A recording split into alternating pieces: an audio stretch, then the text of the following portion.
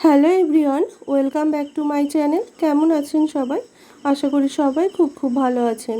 প্রত্যেক দিনের মতো আজও নতুন একটি রেসিপি নিয়ে আপনাদের সামনে চলে এসেছি। আজকে শেয়ার করতে চলেছি আলু দিয়ে দেশি কাঁকড়া কারি রেসিপি। চলুন তাহলে দেখে নেওয়া যাক। আশা করছি আজকের রেসিপি আপনাদের খুব ভালো লাগবে। তবে রেসিপি শুরু করার আগে প্রত্যেক বন্ধুদেরকে জানাই, প্লিজ পুরো রেসিপিটাকে কন্টিনিউ করবেন, এটা অনুরোধ রইল। চলুন তাহলে ঝটপট রেসিপিটি শুরু করা যাক। এই রেসিপির জন্য প্রথমেই আমি কাঁকড়াটাকে বেছে ধুয়ে পরিষ্কার করে নিয়েছি। আর কাঁকড়াতে প্রথমে লবণ আর হলুদ একটু মেখে 5 থেকে 10 মিনিটের জন্য একটু রেস্টে রেখে দিচ্ছি, এতে করে ম্যারিনেশনটা ভালো হবে, সেই জন্য রেখে দিলাম। এখানে আমি প্রথমেই বললাম আলু দিয়ে কাঁকড়া রেসিপিটা বানাবো, তাই এখানে আলু কেটে নিয়েছি। এখানে আলু আমি একটু মিডিয়াম করে কেটে নিয়েছি। এরপর চলে এসেছি রান্নাতে। গ্যাসে পরিমাণ মতো 2 থেকে 3 চামচ মতো সরষের তেল গরম করে নিয়ে প্রথমে সেই তেলের মধ্যে আলুটাকে একটু লাল লাল করে ভেজে নেব। গ্যাসের আঁচটাকে মিডিয়ামে রেখে আলুটাকে একটু সময় নিয়ে ভেজে নেব, এতে করে আলুটা ভাজাও ভালো হবে, তার সাথে সাথে অনেকটা কিন্তু সিদ্ধ হয়ে যাবে, 50% মতো সিদ্ধও হয়ে যাবে। আর সব দিক বা সব পাশ সমান করে লালচে করে উল্টে পাল্টে ভেজে নেব। আলুটা একটুখানি ভেজে নিলে রান্নার পরে আলুটা কিন্তু খেতে দারুণ টেস্ট হয়। এই জন্য আলুটাকে এরকমভাবে আপনারা অবশ্যই লালচে করে একটু ভেজে নেবেন।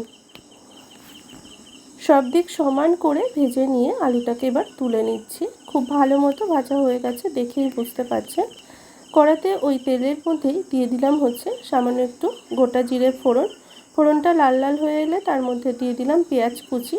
পেঁয়াজ কুচিটাকে একটু নরম করে ভেজে নিয়ে তারপর এর মধ্যে দিয়ে দিলাম আদা রসুন বাটা 1 চামচ। দিয়ে আবারও খুব ভালো করে কিন্তু মশলাটাকে একটু কষিয়ে নিচ্ছি। আর আদা রসুন যেহেতু কাঁচা, গন্ধটা যেতে বেশ খানিকটা সময় লেগেছে। তারপর এর মধ্যে দিয়ে দিলাম টমেটো আর কাঁচা লঙ্কা। একটু মিনিটখানেক মতো নাড়াচাড়া করে নিয়ে তারপর এর মধ্যে দিয়ে দেবো ওই 1/2 কাপ মতো জল। দিয়ে তারপর পরিমাণ মতো হলুদ গুঁড়ো, স্বাদ অনুযায়ী লবণ, দিয়ে দিলাম একটু জিরে গুঁড়ো আর একটু কালারের জন্য লাল লঙ্কা গুঁড়ো। দিয়ে মশলাটাকে খুব ভালো করে কষিয়ে নেব তেল ছাড়া পর্যন্ত। মশলাটাকে ঠিক এইরকমভাবে কষিয়ে নিয়ে তারপর এর মধ্যে কাঁকড়াটাকে দিয়ে দিলাম। কাঁকড়াটাকে দিয়ে ততক্ষণ পর্যন্ত কষিয়ে নেব যতক্ষণ না একদম শুকনো হয়ে আসছে আর কাঁকড়া থেকে সুন্দর একটা ভাজার গন্ধ আসছে। এই সময় এর মধ্যে দিয়ে দিলাম আলুটা।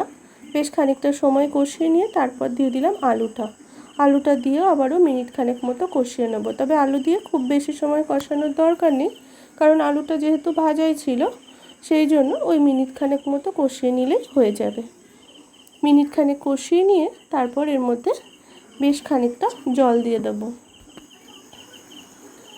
জল দিয়ে 5 মিনিট মতো ঢাকা দিয়ে রান্না করে নেব। খুব ভালো করে নাড়াচাড়া করে তারপর 5 মিনিট মতো ঢাকা দিয়ে মিডিয়াম হিটে রান্না করে নেব। 5 মিনিট পর ফিরে আসছি। দেখুন এই যে 5 মিনিট পর ঝোলও অনেকটাই কম হয়েছে। খুব ভালো করে নাড়াচাড়া করে দেখে নেব আলুটা সিদ্ধ হয়েছে কিনা। আলুটা কিন্তু খুব সুন্দর সিদ্ধ হয়ে গেছে, দেখতেই পেলেন।